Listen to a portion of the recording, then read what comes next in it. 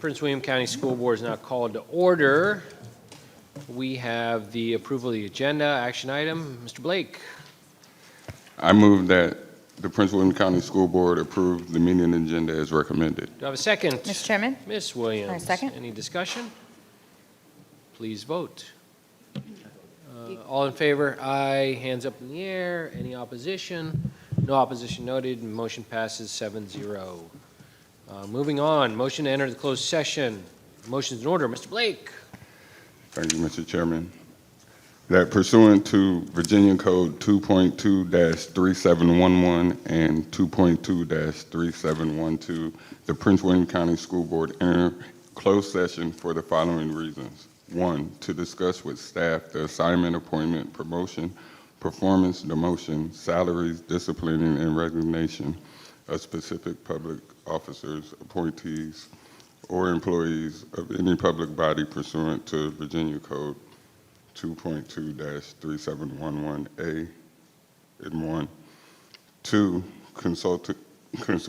consultation with division counsel and staff pertaining to actual and probable litigation involving staff and students in the school division and specific legal matters regarding the disclosure of students' information under Virginia Code 2.2-3711A, 7, and 8.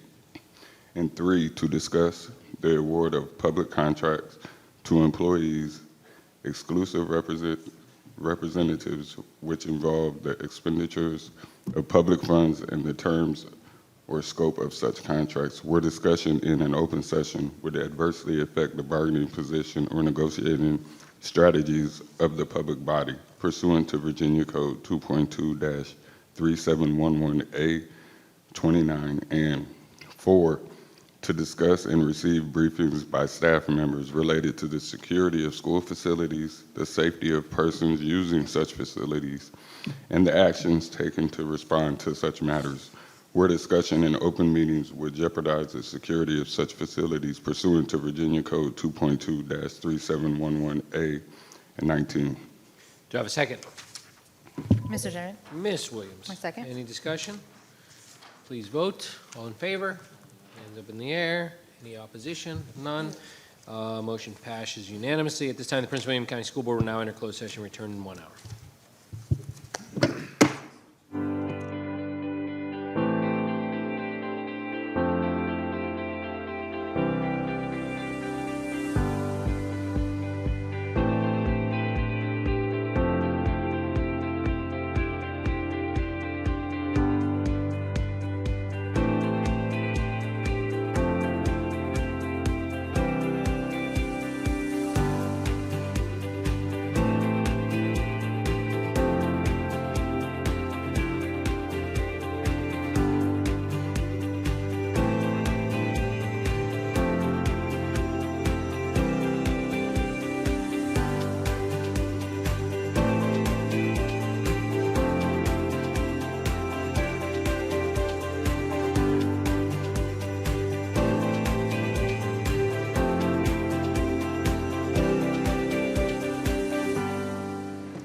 Okay, welcome. The Prince William County School Board will return to open session.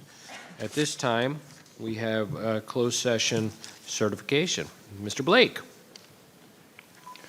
I move that pursuant to Section 2.2-3712 of the Code of Virginia, the closed session of the Prince William County School Board meeting of January 22nd, 2025 be certified by adopting the following resolution.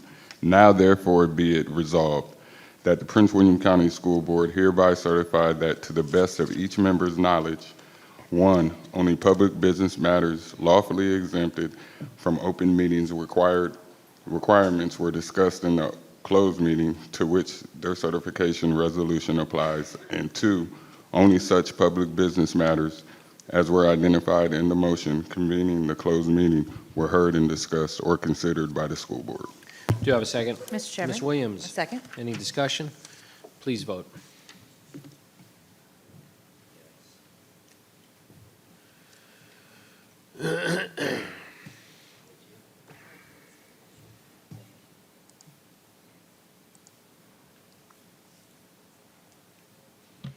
Vote is 7 yes, 1 not present at vote. Motion passed. Moving on to closed session action items, approval and appointments and releases. A motion is in order. Mr. Blake.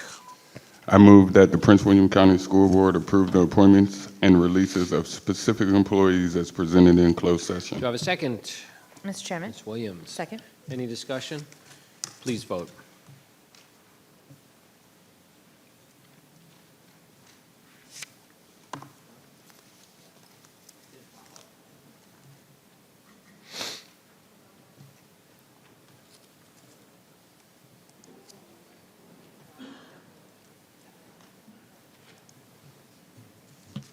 Vote is 7 yes, 1 absent.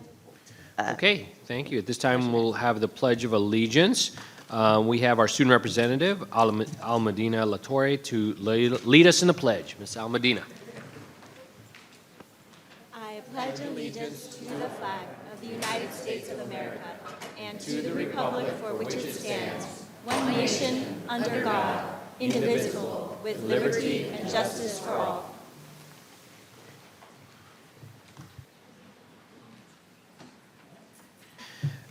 Thank you. At this time, we'll go to our Thriving Futures Focus. We're bringing our originally scheduled Thriving Futures Focus from the January 8th meeting, which we had delayed till this meeting because of the weather-related issues at the time.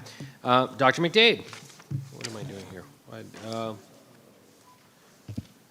Why do I have that? So, Dr. McDade. Oh, hold on. Let me see. I got to read my thing. Sorry.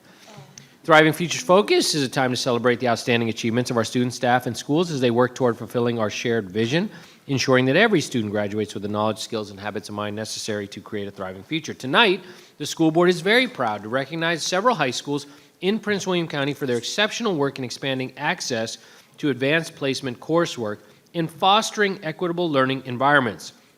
These schools have earned a place on the College Board's AP School Honor Roll and Access Awards. For a school to be recognized on the AP School Honor Roll in a given year, it must meet each of the following criteria for their students in the most recent graduating class. College culture: 40% or more of the graduating cohort took at least one AP exam during the high school. 25% or more of the graduating cohort scored a 3 or higher on at least one AP exam during high school. And college optimization, which is 2% or more of the graduating cohort took 5 or more AP exams during high school.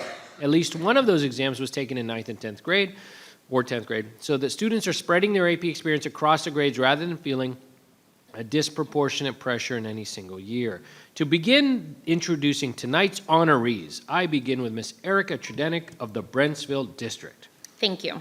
I'm proud to recognize Gainesville High School, which has achieved gold status on the 2024 AP School Honor Roll. This honor reflects Gainesville High School's dedication to promoting a strong college-going culture and increasing AP enrollment for all students. Representing Gainesville High School tonight is Principal Neil Beach. Mr. Beach, would you introduce your staff and share a few words on this remarkable achievement? Chairman Lateef, members of the board, Dr. McDade, thank you for recognizing our schools this evening. I'm joined this evening by Marianne Burns, who's our Social Studies Department Chair and an AP Government teacher at Gainesville High School. The Advanced Placement Honor Roll Gold Award recognizes the hard work of our students, over 65% of whom accepted the challenge to participate in rigorous college-level coursework and performed at high levels. It also serves as validation for our outstanding teachers who've gone the extra mile in committing to providing quality instruction and support for our students in these rigorous classes. We're proud of our students' accomplishments, and we appreciate you recognizing our schools this evening. Thank you.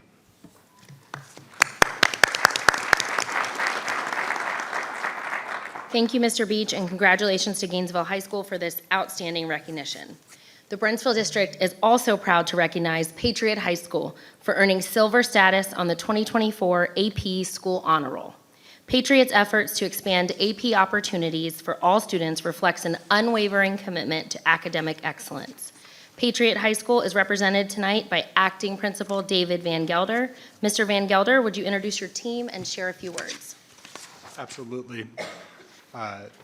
Prince William County School Board, Dr. Lateef, Dr. McDade, we appreciate this recognition.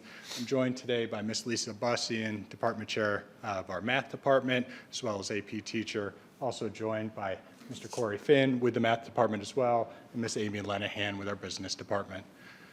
I parallel a lot of what Mr. Beach has shared with you, and also just share that these recognitions go a long way in showing us support for our staff. There are many more staff at Patriot High School and all of our schools in Prince William County doing wonderful things.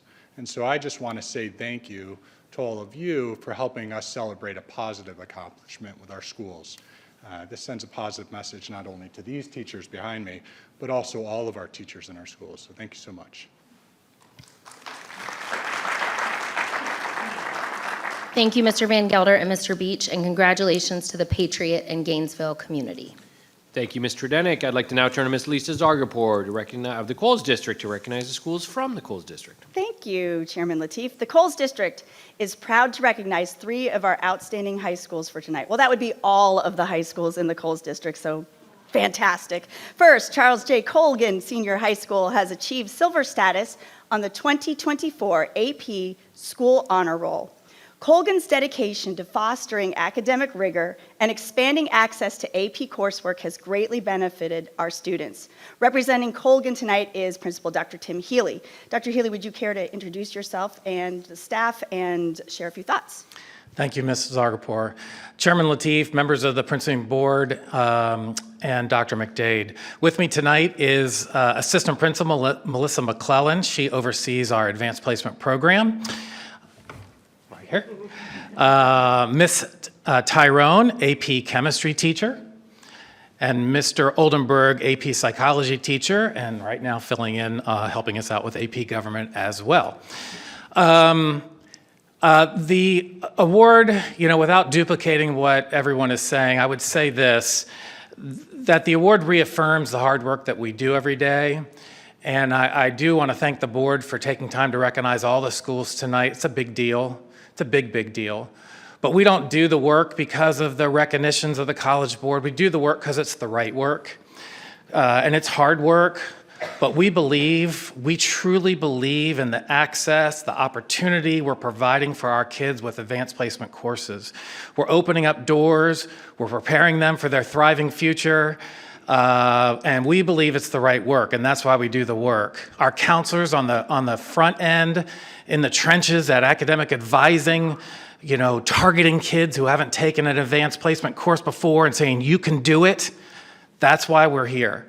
Our teachers, like these 2 teachers representing our faculty, encouraging those kids, giving them academic supports in the classroom when they struggle at first, and a pat on the back when they need it, and telling them they can do it. That's why we're here. And our administrators, our teachers, and our counselors, those first weeks of school when kids panic and parents panic, and they're like, this is too hard, we can't do it. And we rein them in, we sit them down, we map out a plan for them, and we keep them in those advanced placement courses. That's why we're here, and that's why we do the work. And thank you again so much for recognizing us tonight. Thank you.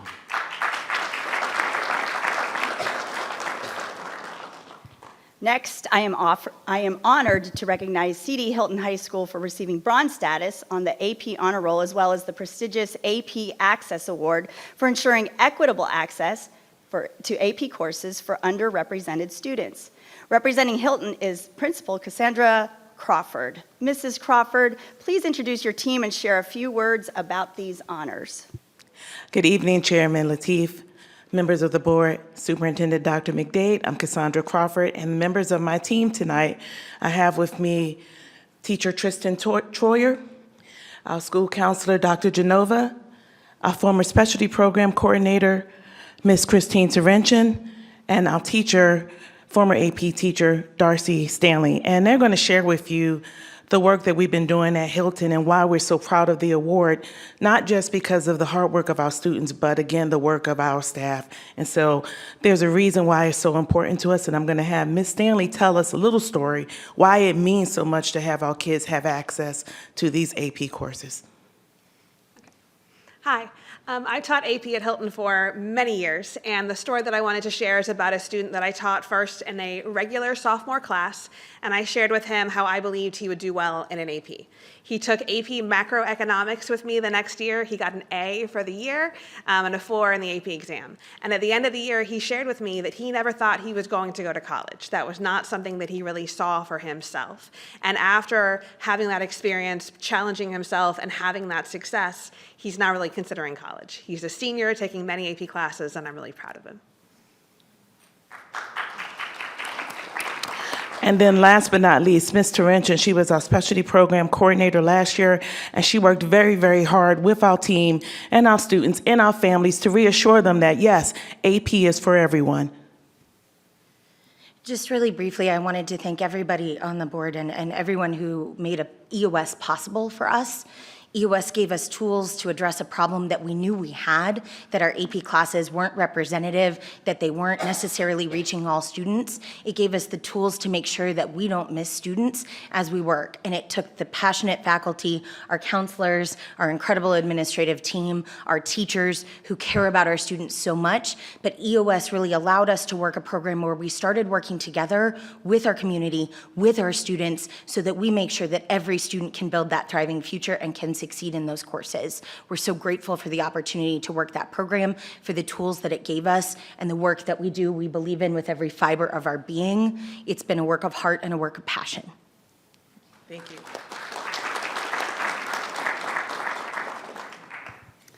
Finally, I am honored to recognize Osborne Park High School for achieving silver status on the 2024 AP School Honor Roll. Osborne Park's long-standing tradition of academic excellence is reflected in their commitment to expanding access to AP coursework. Representing Osborne Park tonight is Principal Lisa Marie Kane. Ms. Kane, would you please introduce your staff and share a few words? Absolutely. Thank you so much to Dr. Lateef, the school board, Dr. McDade, and thank you for inviting us tonight to be recognized. We are incredibly proud of the AP courses at Osborne Park High School and the success of our students. These courses foster essential skills such as time management, critical thinking, and effective study habits. But most importantly, AP coursework builds confidence in our students and their ability to be successful. Last year, Osborne Park administered 1,812 AP tests to 863 students, with 71.5% of those students earning a 3 or higher. We more than doubled the number of English learners taking AP courses, with 36% of them scoring a 3 or higher, which was a 20% increase from the prior year. Additionally, there was 10.9% increase in the number of Hispanic students who passed with a 3 or higher. I am honored to be here tonight with two of our shining stars at OP. We have Miss Lisa Petrovich, she is right here. She is our AP government teacher. And then we have Brittany Schwabel, she is our AP art history teacher. These two incredible teachers, along with the rest of our team at Osborne Park, they're sometimes warm demanders, sometimes they are cheerleaders, always with high expectations. And together with the rest of the staff at OP, they collaborate, innovate, and continuously strive to improve their courses. I am immensely proud to work with each of them, and together we just keep getting better. Thank you so much.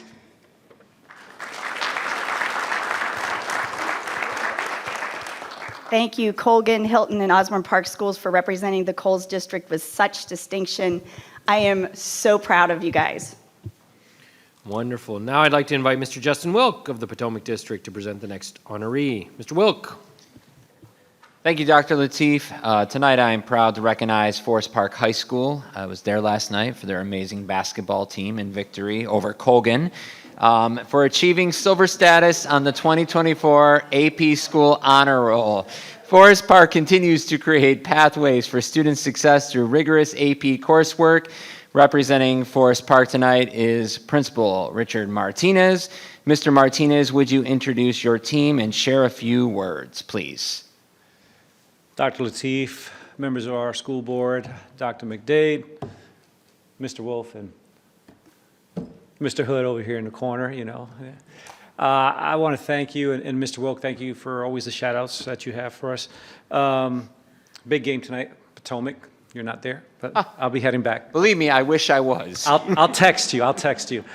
I'm going to say I repeat the remarks that my colleagues have said. I'm not going to go into that, but it's through the self-reflection and selflessness of our teachers where we were able to receive these types of recognitions, and it goes to them. It's the work that they do in looking at their students and looking at what their needs are.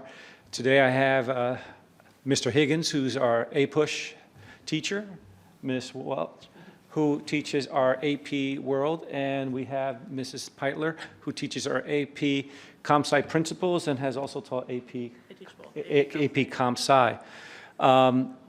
It's interesting for a school for us because we also work hard to offer dual enrollment.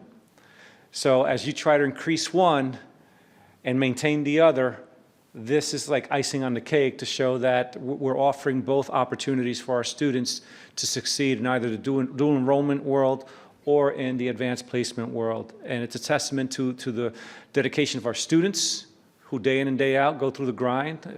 Conversations, for example, today I had with a parent who had some concerns about the rigor and what it's doing to their child, and we had a plan, and I'm coming at the game, she sees me there, I spoke to him, he's gonna tough it out. And it's a team effort. You know, if it's me offering tutoring in mathematics after school or connecting them with other administrators who have taught these courses, because our teachers have lives after school too as well, and where they're usually late. So if they need help from whoever they need to, we try to connect them with that support so that they can be successful. So we want to thank you. I asked them if anyone wanted to speak, and they were like, no. So I'll quote the last time I was here, one of my students who received an honor from the College Board. He goes, "This is pretty cool." So it is. It's the accolades and honors. I receive them, but I share them with the staff and let them know that I'm proud of them, and that we will continue to work and support our students and offer the opportunities to those who do not know they're available for them, so that they can grow. And I'll share the one story that was shared with me today.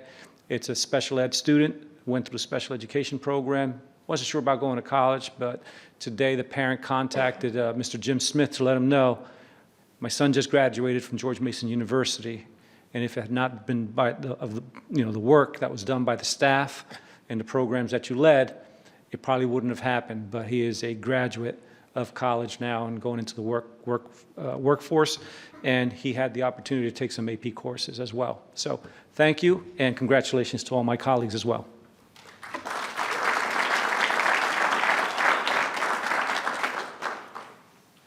Thank you, Mr. Martinez. And he did allude to something. When COVID was happening and when we got back in recovery, Mr. Martinez taught his students and took on courses. So I'm very, very thankful for you, Mr. Martinez. I'm very thankful for your staff, and always the warm welcome when I come and visit. So thank you very much. Thank you, Mr. Wilk. Mr. Jesse was the representative of the Occoquan District, was unable to make the board meeting tonight, so I will read this one. I want to recognize the Occoquan District, and they are proud to recognize the Woodbridge High School for earning the bronze status. Representing Woodbridge High School tonight is Principal Heather Abney. Ms. Abney, would you introduce your team and say a few words? Thank you. The problem with going last is a lot of the words have already been said, but I'll go ahead and read what I wrote. Thank you for taking the time to recognize our achievement. At Woodbridge Senior High School, our school theme is building bridges, closing gaps, and leaving legacies. And the increase in the number of underrepresented students taking advanced placement classes at Woodbridge would not have happened without the support of an amazing school community, to include students, teachers, counselors, librarians, administrators, support staff, and families. Joining me tonight is Kim Spindler, Specialty Program Coordinator, Sarah Groom, one of our science teachers, Carrie Sheenel, English teacher, and Sarah Terrell, a history teacher, who also has her husband and dad in the audience, so we're excited to have them here. Each of these teachers have welcomed first-time AP students into their classes and not only provided them with encouragement and support, they have instilled a sense of confidence that has resulted in the majority of these students deciding to take another AP course the following year, which, as the research shows, supports students on the path to college success and beyond. One student, like another colleague mentioned, one student recently spoke to me about what it was like to take an AP course for the first time. She said this was not something that was ever brought up by her parents or her family members. She said that it was a teacher at Woodbridge who recommended she register for the course and a counselor who encouraged her to take that first step. The student went on to say that because she was successful, she will be signing up to take another AP class next year, and for the first time, she is now considering college after high school. Again, thank you for recognizing Woodbridge Senior High School for earning a place on the AP School Honor Roll. I'll end with a highlight, because I know Dr. McDade always likes the data. At Woodbridge, we have seen an 8% increase in students from cohort 2023 to cohort 2024 earning college credit as a result of the AP classes and the instruction that our amazing teachers provide. So thank you.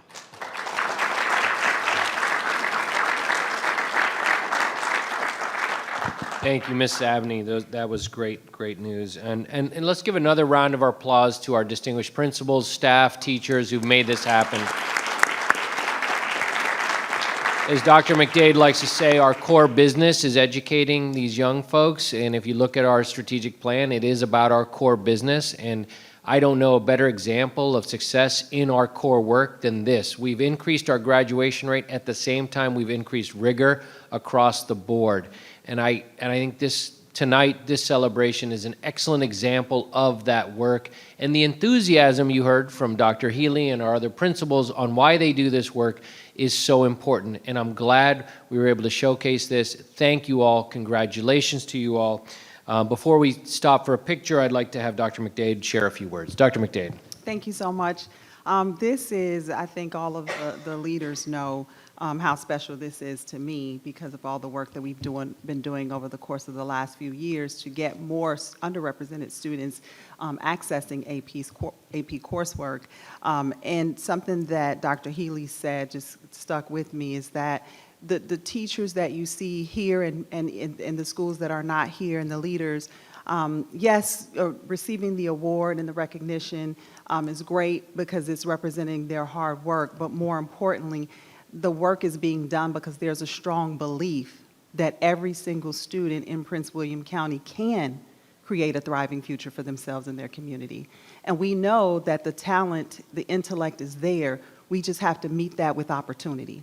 And you have each done that, and you continue to excel. And what I do want to share with the public and with the board, what you don't know, is that it's for the first time, AP seekers, the students have trusted adults in their school, so they don't just get enrolled in these classes.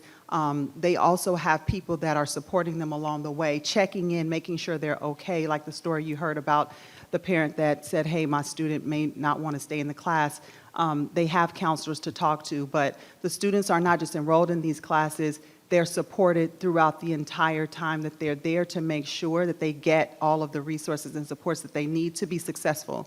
So I want to thank each and every one of you for that hard work, for your belief in our young people, for being not just the cheerleader, but being the support that they need so that they know that they each can reach their wildest dreams and be successful in life after high school. I appreciate your hard work. To our leaders, thank you for creating the conditions for our teachers to show up for kids every day because they also need the right environment and climate in their schools to be able to serve students well. So thank you, congratulations to each and every one of you, and I look forward to seeing all the incredible work that you will continue to do on behalf of Prince William County students every single day. Thank you. Thank you, Dr. McDade. At this time, it would be the board's distinct honor to take pictures with these distinguished individuals this evening. We'll do that now.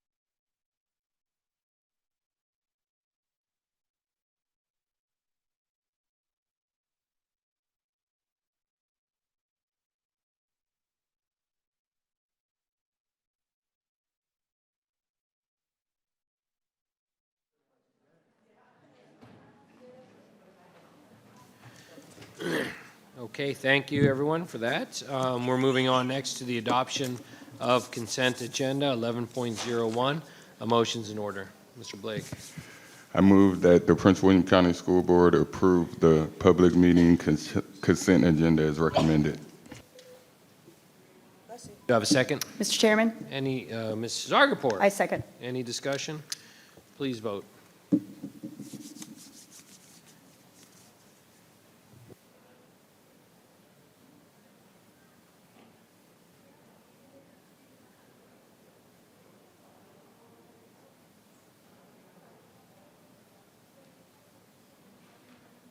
Vote is 7 yes, unanimous, motion passed. Moving on to acknowledgements and recognitions. A motion in order. Mr. Blake.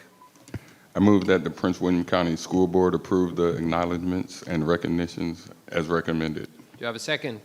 Mr. Chairman, Ms. Williams. second. Any discussion? Mr. Chairman, Mr. Williams. thank you. Again, I'd just like to say every now and again that we do these for the month coming up. So next month will be African American History Month. Thank you. Please vote.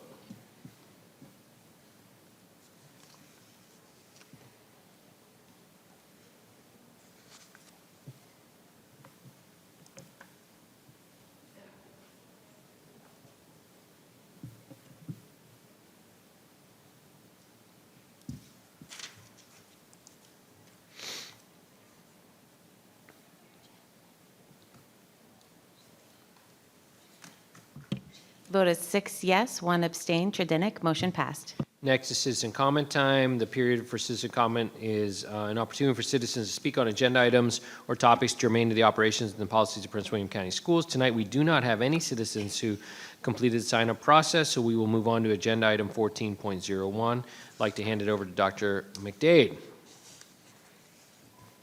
Thank you, Mr. Chairman. At this time, I would like to invite our Chief Operating Officer, Mr. Vernon Bach, to present an update on the redistricting process. Thank you, Dr. McDade. Good evening, Chairman Dr. Lateef and school board members. During our November 19th school board meeting, the board exercised its authority under Policy 264 to direct staff to initiate a school redistricting proposal for 3 new residential developments in the Nokesville school attendance area. Here I have tonight Dr. Matt Cartledge, who is our Supervisor of Planning and CIP, to present to you that proposal for first reading. So I'm going to turn it over to Dr. Cartledge.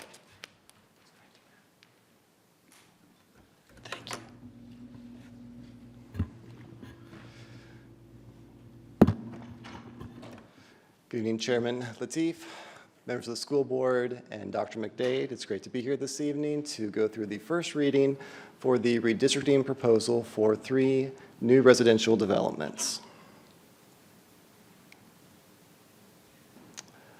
We'll first begin with a brief overview and background of the situation at hand. Sorry, I just want to make sure that we didn't click too far ahead. The overview for our agenda this evening is to talk about the situation at hand, discuss the redesign policy and how that is being implemented for the first time for a school redistricting, discuss the timeline, and then dive into the proposal. Now we will discuss the background for that. So first of all, back on the November 19th meeting, under the new Policy 264, the school board passed a motion that directed the planning team staff to consider school redistricting for 3 residential new development construction projects. They are Bristow Corner, Bristow Crossing, and Thomas Farm at Bristow Station. These are located within the Brentsville Magisterial District. The 3 developments are currently assigned to the Nokesville School, and the Nokesville School is operating significantly over 100%. There are 12 portable classrooms already on site to serve as overcrowding abatement. The data and projections that my team produces suggest that the overcrowding is going to increase over the next several years, and this board, during its last CIP cycle for fiscal year 25 through 29, approved the construction of a 30 classroom addition at the Nokesville School as a result of this overcrowding. As we move forward to more recent times, we had a work session with the board last week, and the proposed CIP for FY26 through 30 is reducing that to a 10 classroom addition because of the site's suitability for an addition. And with this, we're also considering additional mechanisms to address the overcrowding for this school.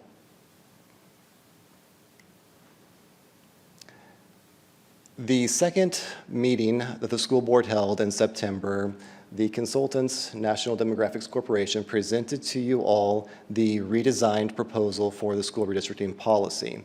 That was later adopted at the first meeting in October, and I just wanted to bring to your attention kind of which parts of the process in this policy and reg we are undergoing and exercising right now.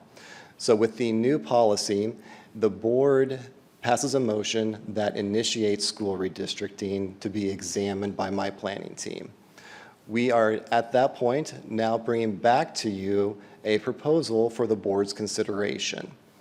Because there were fewer than 15 current students impacted by this proposal, the engagement part with stakeholders and community members is somewhat more abbreviated.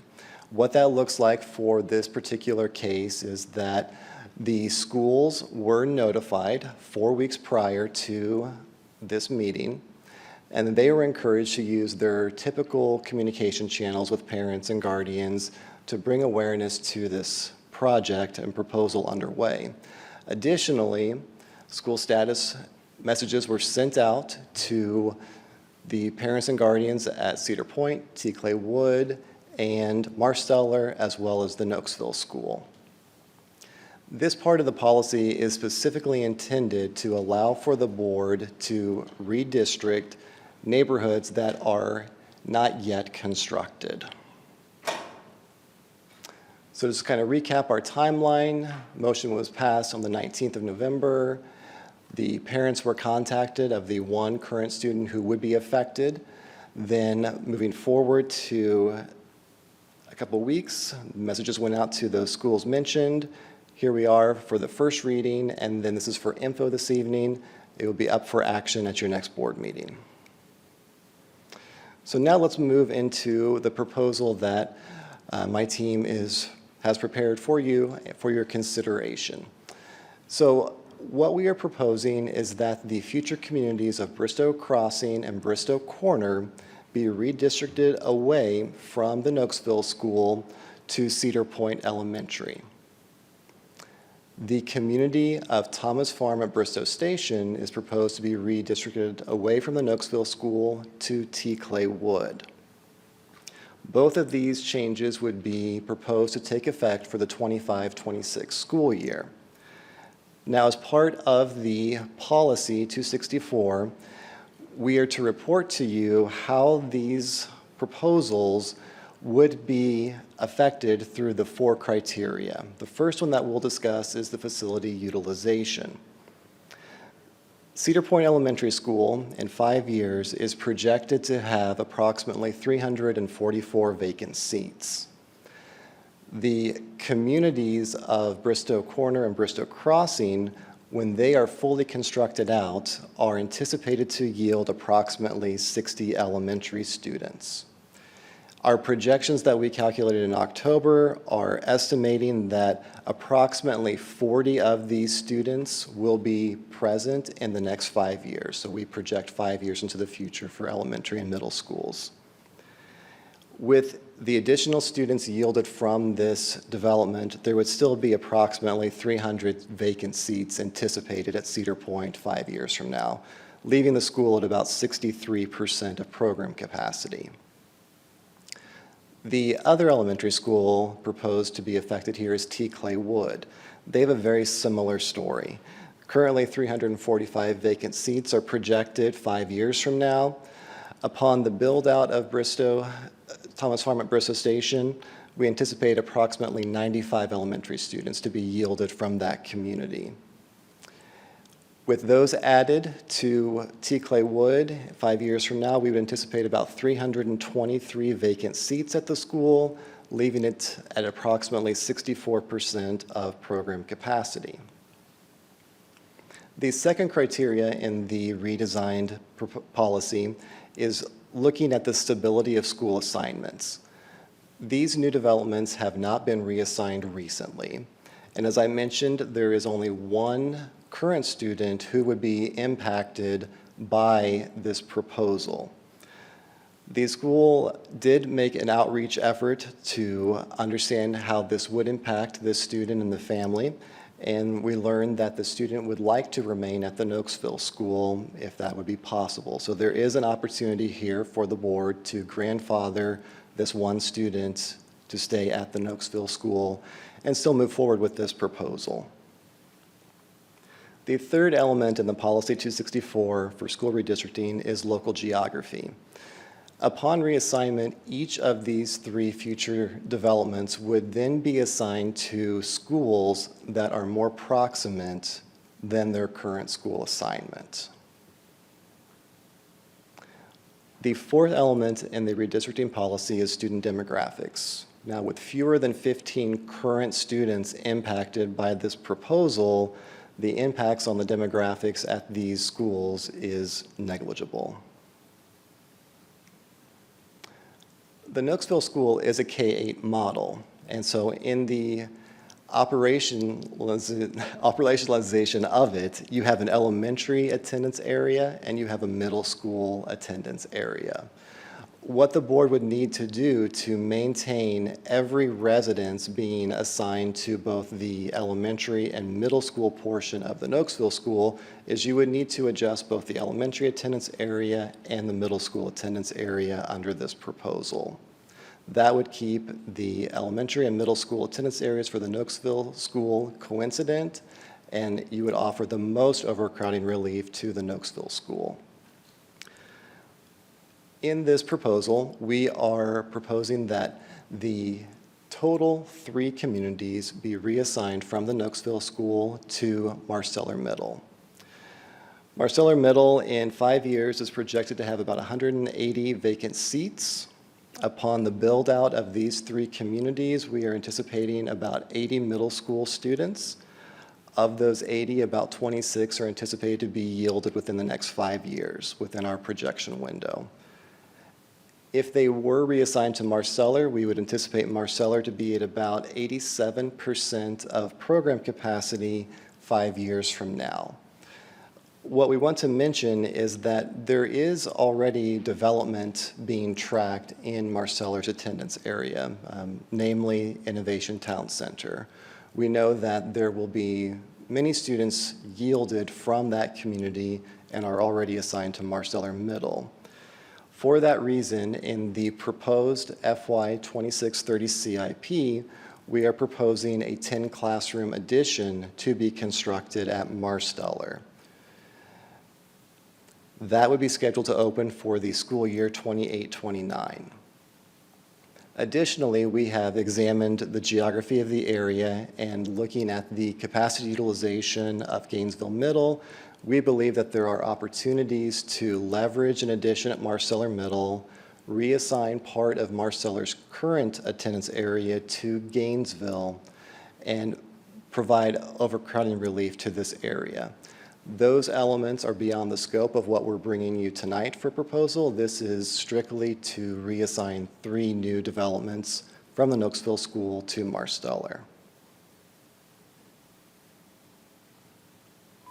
Dr. Cartlidge, real quick question on that innovation development. Is that the one near the governor's school?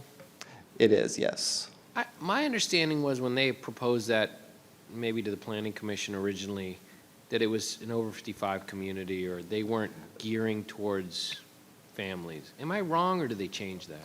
There were a variety of avenues initially investigated for the community. At one time, there was also discussion about it was going to be student housing. So where it landed was communities that could yield K-12 students. Okay. Okay. Well, good. Thank you. Mm-hmm.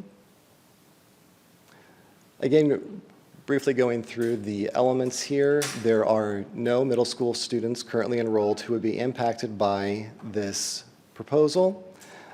Local geography, again, these neighborhoods would be assigned to a closer middle school than they currently are assigned, and with fewer than 15 students, the impacts on student demographics would be negligible.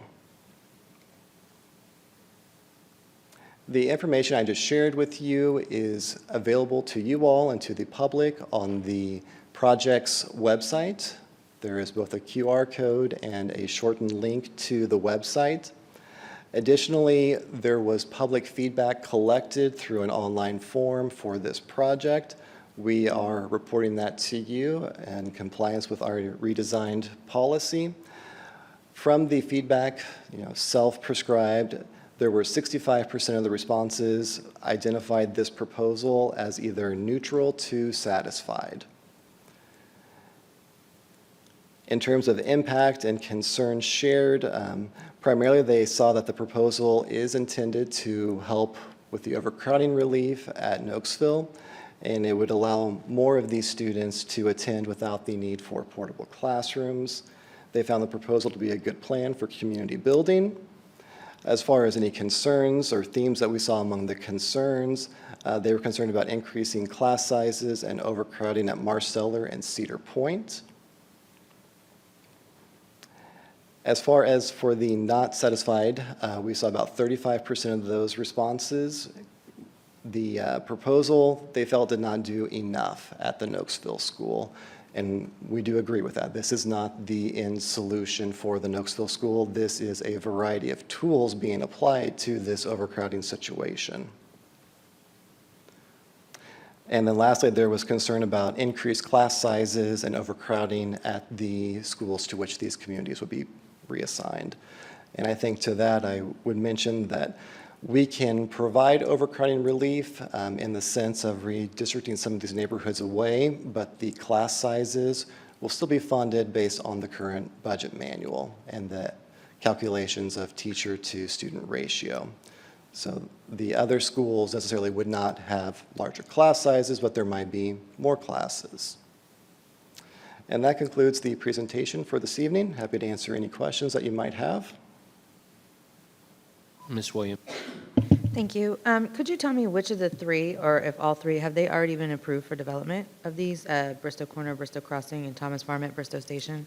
Yes, all three have been already approved. The Thomas Farm at Bristow Station was approved in December, so that one in our projection model starts yielding students 1 year after the other two.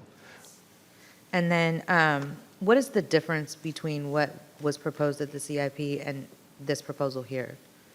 So this effectively augments what we were proposing at the CIP work session. With the CIP work session, we're proposing a 10 classroom addition at Marsteller Middle to allow us to redistrict some of the attendance area of the Nokesville school to surrounding schools. At the elementary level, there is abundant space in the Linton Hall corridor. But because the Nokesville school is that K-8 model, we must also reassign the middle school students too. And that's where Marsteller does not have loads of space to accept all of these students and also experience increasing enrollment from Innovation Town Center. So that's why we're proposing the classroom addition there. Okay, and then what will the upcoming, so remind me, because this is not my district and numbers are not sticking right now, but I'm just trying to paint a better picture because I feel like this proposal tells us exactly what we asked for, but I'm trying to view it from a more holistic position because one of the things that we do with, or historically have been done with boundaries or boundary issues is we sort of Band-Aid it and then we create more problems down the road, which I'm not saying you're doing, but my brain can't get out of that cycle because it's been there for a very long time. So could you remind me, or if I'm hearing you correctly, regardless, our elementary spaces, we have plenty at the surrounding schools within the next 5 years to accommodate the students. Yeah, What about at the Nokesville School Elementary itself? Because I know that we talk about the decline in elementary students. How, if you could just refresh my memory, just on the elementary section Sure. at Nokesville. Yeah, so to give you kind of a benchmark place, Cedar Point Elementary was at 63% of capacity this year. T. Clay Wood was at 82% of capacity. As we've been sharing with you, the national trend is decreasing birth rates. We've also seen domestic net outmigration from our region. All of those things are making it more difficult for enrollment to increase. So with that trend that we're seeing at those Linton Hall corridor elementary schools being present, we have the opportunity to send some of the attendance area at the Nokesville school to those elementary schools. But because we need to also send the middle school students as well, that's our limiting factor currently. So in order for it to all work, the plan is to construct a classroom addition at Marsteller and then do an additional redistricting case where we send some of Marsteller's current attendance area to Gainesville Middle.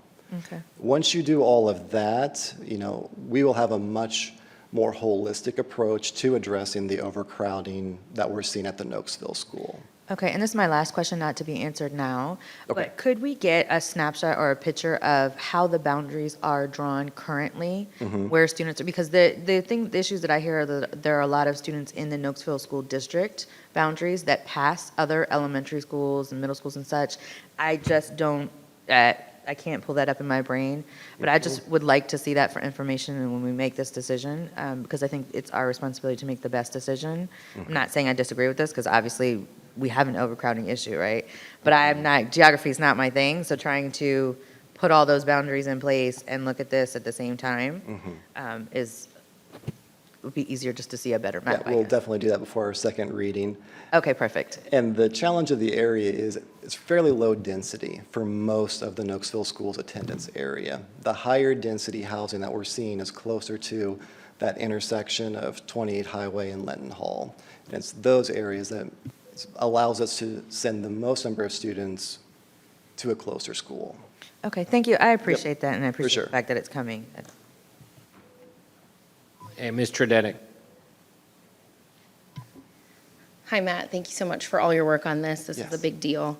I'm extremely familiar with my district. The entire corridor of Vint Hill all the way down is zoned for the Nokesville school. And that is part of the issue is we've had growth in that corridor in the last 10 years, and it's, shaken things up a bit. And then we had the new build with the Nokesville school and everything like that. So one of the things I did want to point out in this, and something that you and I had talked about, is New Bristow Village is a budding Thomas Farm.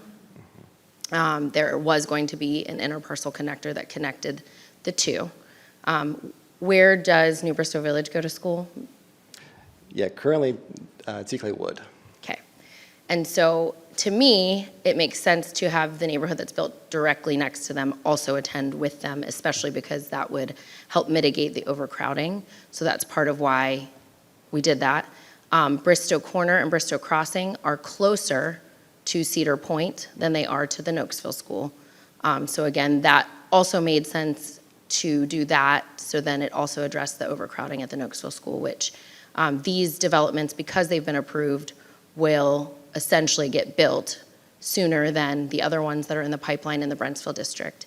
And I know people don't go back and watch our meetings because they, just don't have the time to sit through our 2.5-hour meetings. But at the last session that we did talk about, I did mention that we, in planning, we have 6,000 homes coming to the Brentsville district currently. They have not been approved yet, but they are in planning, and these are part of those.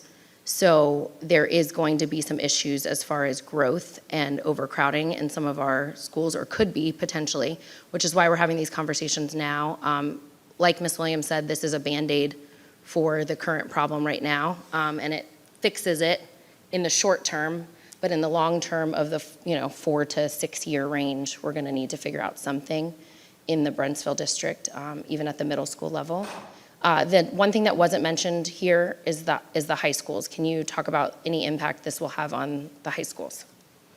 Yeah, so the proposal that we're providing to you is only for the elementary and the middle school attendance areas. This will not affect Brentsville District High's attendance area or Patriot or any of the surrounding high schools. Where will these kids go to high school would be the question. Thomas Farm, Bristow Corner, Bristow Crossing. Yeah, so I believe it would be Brentsville, but I will double check that before we come to the second reading. Okay, thank you. Ms. Wall. Yes, thank you. I had pulled up the map of boundaries, and I was looking at Tickley Woods boundaries, and I noticed there is kind of a figure 8 period space, and then there's a non-contiguous trapezoid. Correct, I and guess. that's New Bristow Village. Right, okay, so that's where these are, and then, and I don't know historically why that occurred. I know we generally try to not do that. Are there neighborhoods, and I'm a little disoriented because when I look at this map, it's totally colored in purple, and so you can't really see the roads. But is there a reason why we can't just connect those two together? Or, I mean, I don't know what's in there, but, and that's not the issue before the board tonight. Correct. But that's kind of a troubling boundary. And I guess we're inching closer to maybe connecting it, because it is moving towards its other part of its boundary. So it's an interesting geography. Yes. And it's also kind of a historical relic of rapid growth that was seen in the Linton Hall corridor in the early 2000s. Okay. Non-contiguous parts of an attendance area, we try to avoid them because they tend to offer less efficiency for transportation, less walkability. However, T. Clay Wood is an example that comes to my mind that we have, as well as Vaughn Elementary. It's a product that sometimes happens because of the number of students and where space is available at the schools. Additionally, that can you just connect over to it? There's also existing housing that has been around for roughly 10 years, like Avondale. So that would become a larger redistricting proposal that would affect more than 15 current students, and we would have to do this in a different We have to manner go to through the be process, follow our policy. to be compliant with the policy. Okay. Thank you. Thank you, Dr. Cartledge. If anyone wants to take a look at the proposal, it'll be up on the website, and we'll have it back for the second reading. If anyone has any questions or concerns for superintendent and staff on this issue, please get them to the superintendent. We will be voting on this in the first week of February.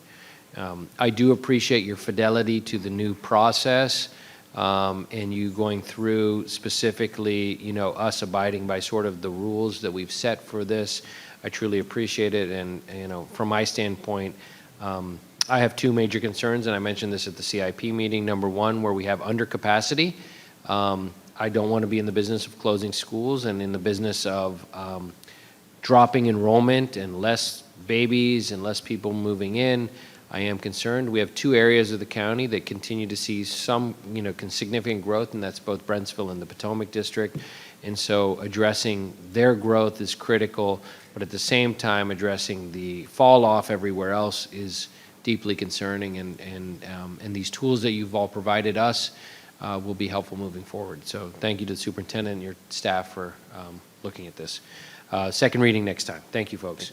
Moving on, next we'll move to our school calendar here. Dr. McDade.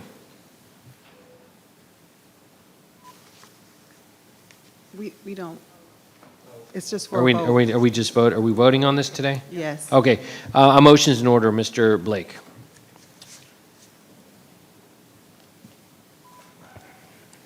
That the Prince William County School Board approve the revised 2025-26 school calendar. Do I have a second? Mr. Chairman? Ms. Williams. Second. Any discussion?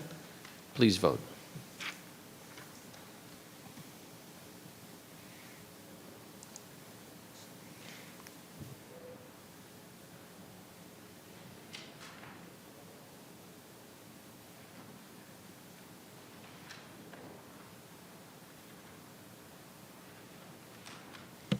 Vote is 7 yes, unanimous, motion passed. Outstanding. That agenda item was on forever. All right, let's move on next to student representative time. Our student representative tonight is Alma Medina Latorre from the C.D. Hilton High School. Ms. Latorre, floor is yours. Thank you. Good evening to the board members, Dr. McDade, and everyone who has taken the time to be here today. Once again, I'm happy to have been given the opportunity to be here as a student representative. I look forward to continuing to represent student voices many more times before the school year ends. Now I will begin my remarks by acknowledging the recognition of February as African American History Month across Prince William County schools. PWC is a highly diverse county. In fact, its diversity is one of its most notable characteristics. Today, the African American History Month resolution encourages a celebration of an important part of our community. As a student, I am excited for the inclusivity this promotes, and I hope everybody shares my excitement. Continuing to a different topic, last Friday, 17th, marked the end of the second quarter marking period for students in Prince William County. As of tomorrow, Thursday, the 23rd, we are officially in the last half of the school year. Seniors, this means that we are less than 5 months away from graduation. Therefore, I want to remind everybody that FAFSA workshops are still being held in many high schools across the county. For more information on when and where they are scheduled, please visit the PWCS College website. Additionally, student job fairs have already begun to be scheduled. This is an opportunity for high school students across all grade levels to explore employment options for the summer and even throughout the school year. Student and career counselors across all schools are eager to share more information with students, so please check your emails and reach out to them. Finally, as a former participant of Virginia Girls State, I'm happy to announce that the applications for American Legion Boys State and American Legion Auxiliary Girls State are not open. I encourage all juniors to take advantage of this opportunity. I would now like to share some news and updates about student voice committees and the Student Senate. SBCs across the county are growing, and their input continues to be highly valuable for discussions in the Student Senate and my input in board meetings. If you're a high school student or a middle school student interested in joining, reach out to your student senators, since we would love to hear from you. On another hand, after 2 years of working on this project, this month in the Student Senate, we were able to share a copy of the Student Bill of Rights with Dr. McDade and her fellow associate superintendents. This would not have been possible without the help of our sponsors and all student senators working together. So thank you. I look forward to the Student Bill of Rights being shared with PWCS board members and the public. Finally, I hope everybody enjoyed their winter breaks and extra snow days. With the temperatures outside remaining below freezing for all of this week, please remember to wear warm clothing. Prince William County also provides hypothermia shelter services to those who need it.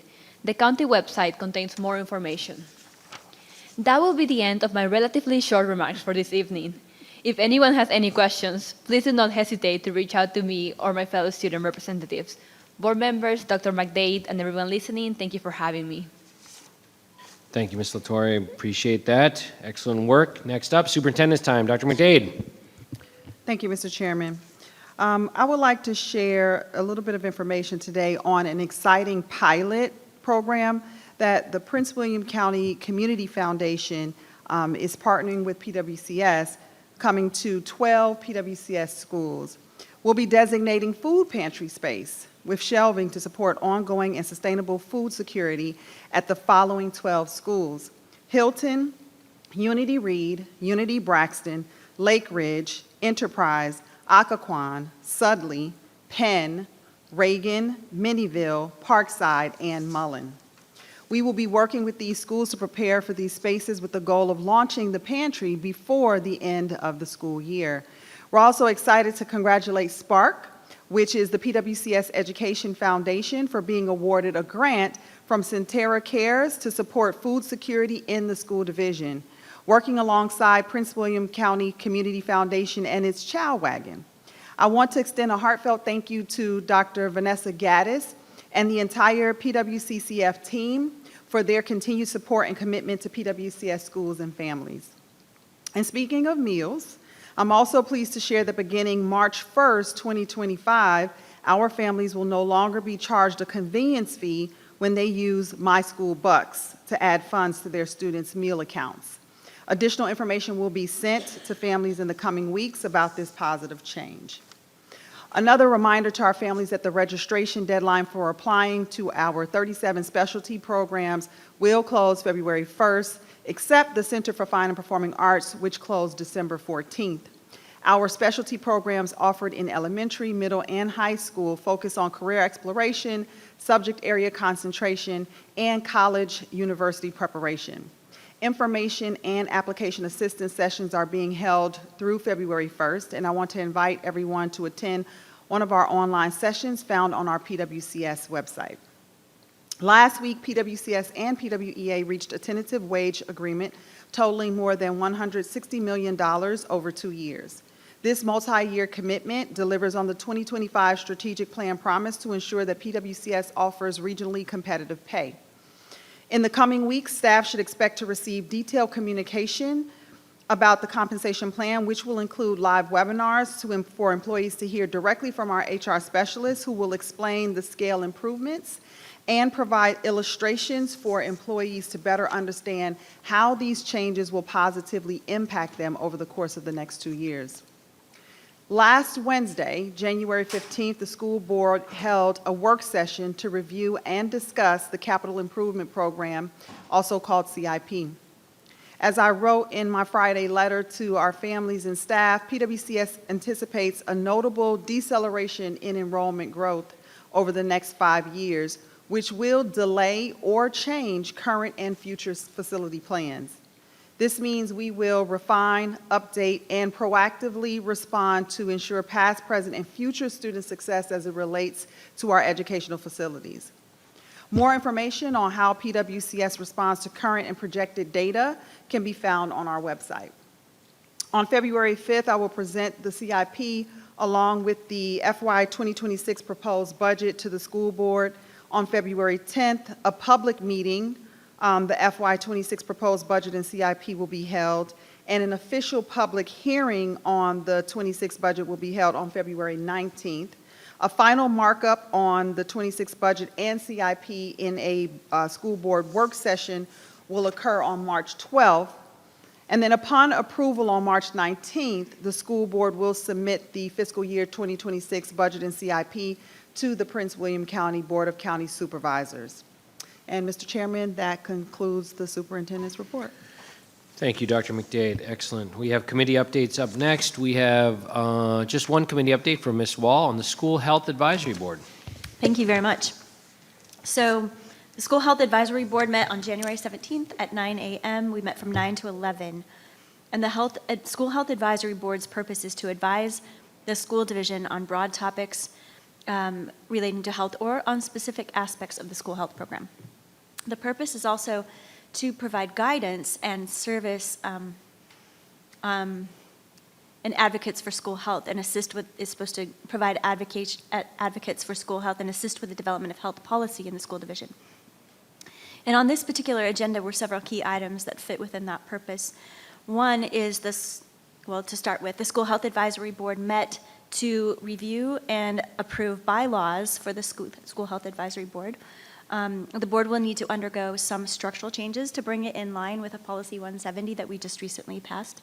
Our Policy 170 is our standing committees, advisory boards, task forces, and councils. So there's a little bit of work to do for clarifying membership rules and also what happens next. We also were informed on the use of secondary devices in the population of students with type 1 diabetes, a particular topic of interest to me since my son was diagnosed with type 1 diabetes at 10 months old, and he's now 19. So this discussion involved an update in particular about continuous glucose monitoring, which is used by nearly 95% of our student body who are experiencing diabetes. And staff gave an overview of plans in the works for improving medical care and management of diabetes in our schools. So that was really, really exciting. And I was really thankful to get that update. Also, the board received an update on immunization vaccination clinics and plans for additional community partners so that we can have a really wide coverage across our district. The school district, yeah. We also discussed substance abuse prevention and support in PWCS, and we had a great presentation by Mallory McKnight and Shaila Michaelis, and this was a really great presentation, and I would recommend that we invite these individuals to come speak to us sometime about their work and efforts in Prince William County Schools to support substance abuse prevention in our schools, because this is a challenge, as we know, in our community and in our schools. And so that pretty much sums it up. It was a really great meeting. Thank you, Ms. Wall. Very appreciative of that work. Up next is Board Matters. Last time we started over on that side, so we'll start with Mr. Wilk. Thank you, Mr. Chairman. I don't have much to say other than I enjoyed thoroughly the Martin Luther King Jr. Speech oratorical contest. It was a great experience, some great speakers, and so congratulations to the winners, and I yield the remainder of my time. Mr. Denick. I don't have much either. I'm excited to go around and meet with all my principals and vice principals this next month or two and talk to them about their schools and what's going great and any needs they may have. I'd like to leave you guys with a quote. No dream is too big, no challenge is too great, nothing we want for our future is beyond our reach.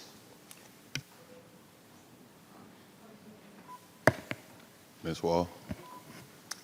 Well, I thought that exciting snow was terrific. And to me, a native of the Rocky Mountain winters, I have to say I kind of liked seeing snow linger on the ground, and I love it that it's still out there.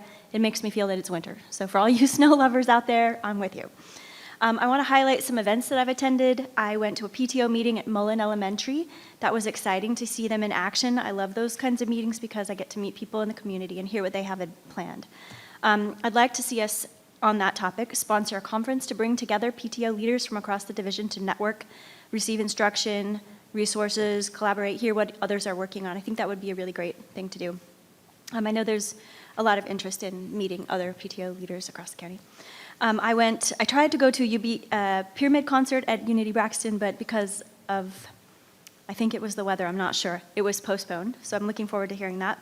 There was an FTC robotics competition hosted at Battlefield this last weekend, and I believe there were 36 teams there. It was awesome. I commend those who ran the event. We had a lot of staff there who were volunteering. It ran very smoothly. I was invited to share a few words, and my comments centered on the importance of opportunities for children to explore their interests, particularly in STEAM.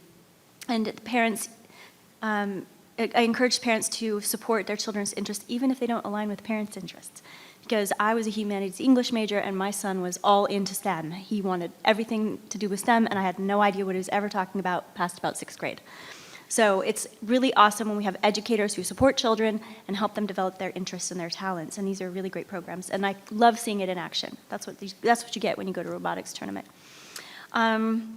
Plus, they can develop soft skills such as good eye contact, verbal skills, interviewing skills, public speaking, all those soft skills that are really important and seem to be highly in need, especially with kids who are otherwise really good at working on computers and texting each other over the phone. So it's really great to see those kids trying so hard. So great job, Battlefield, on their tournament. I also commend the student orators for entering the MLK oratorical contest, and congratulations to the winners. It's not easy to get up and prepare a delivered and memorized speech before a big crowd. So that was really great. I'm looking forward to the VSBA Legislative Advocacy Conference because I've already been advocating for a particular bill that is on type 1 diabetes and how we manage it in schools across Virginia. So I'm really looking forward to that. To seniors and families with seniors, hang in there. Keep working on those last-minute college applications, get them in, and then keep your eye out for scholarships. That's a really important part of this. Let's see. As always, thank you to all of our division employees and especially our classroom teachers for your belief in what you are doing and for caring about students. You really do make a difference. Thank you. Ms. Lori Williams. Thank you, Mr. Chairman. Just wanted to start by saying congratulations to all the MLK Day oratorical winners and participants, as well as all the staff that supported them in their journey or their mentors. And thank you to Delta Sigma Theta Sorority for hosting. This is the first year I was not in attendance, so I will be watching some recording somewhere because it's one of my favorite events. I was not in attendance because this weekend went to the Alliance of Black School Educators Conference. It was the first time I attended. Got to network with a lot of different educators at all different levels, and it was very educational, and I'm very appreciative of the opportunity to go and to interact with leaders and educators from all across the state and to hear their opinions and views as to what they're doing now, what may be coming in the future. We also saw a few of our vendors like Equal Opportunity Schools, so it was an all-around informative event. Next up, I just want to bring to the public's attention that there's a Prince William County Schools Title I annual meeting night, which will be held virtually on the 28th. You can register online. Can't mention enough the specialty program deadline. That will be February 1st. I encourage all of those who are interested to attend an information session or ask questions, not just of your school staff, but if you know any other students, who are already participating in those programs. If you are a student, reach out and ask them as well and see what they think about the programs. Next up for that, if you have not checked, the profile of a graduate is in your student view and parent view account from 6th grade all the way up. It will guide you in your choices as you make course selections for your upcoming school year, or career selections as you're graduating out of the school division. I just want to say also congratulations to all of those who put in the hard work for the collective bargaining agreement. On both sides, it is always a challenging adventure when you do collective bargaining, but I do believe that this agreement is historic in nature and provides the best outlook that we can for our staff, and I know it was a long haul to get there. So I appreciate all the hard work and dedication that went into that. I look forward to attending VSBA's annual legislation day. I bring this up just to say now is the time to reach out to your legislators in the Virginia Assembly as they make the laws to have your voice heard. And I look forward to celebrating African American History Month next month. African American history is American history, as well as all of our other minority groups who contributed to the foundation of this country. And with that, I'm done. Thank you. Ms. Zargarpur. Thank you, Dr. Lateef. On January 11th and 12th, there was a choral festival. It's called VOC, which is the Virginia Organization of Kodály Educators. This is one of the rare instances where my professional life and my Prince William life kind of cross, because I brought several of my students from my school to participate, and I got to participate along with educators here, Ms. Reekers from Marshall Elementary, Mr. Palendi from Parkside Middle, and Ms. Kennedy from Loch Lomond. And together there were 31 students from Prince William County Public Schools. I challenged the other educators who can bring their 4th, 5th, and 6th graders to this. It was an amazing program. Some years it's held here in Prince William, sometimes it's held in Fairfax County, but it was a really great event. The best part was there was a world premiere of the conductor also wrote the song, Chris Fox. The song was about chasing your dreams, and the first part was sort of representing kids chasing fireflies in their backyard, and then the second part was the adults going, you chased fireflies, now I want you to chase your dreams, and then the two parts combined. The concert was at Osborne Park High School, which is where I graduated from, where I played on that and performed on that stage multiple times. And it was just kind of this full circle moment for me personally to see my students on that stage where I once dreamed my dreams and they were there. So, got a chance to go to the Marshall Heritage Night. They were also celebrating, was it 30th or 35th, Dr. Lateef? 30th anniversary. My 3 daughters went to that school. I know it's a school in Occoquan now. It's districted there, but my children went there, and it was really nice to catch up with some of the staff who are still there, and see the families that live in my neighborhood that still go there. So that was fun. We also got to see the Colgan and Hilton step teams perform at their night. Went to the MLK oratorical competition on Saturday, which was fantastic. I'm looking forward to seeing the musical at Osborne Park this week. And one other thing, Lunar New Year is coming. Lunar New Year, a lot of times we will just sort of say it's Chinese New Year, but many cultures around the world also celebrate Lunar New Year around the same time. So if that is your observation, I wish you to have a fantastic festival.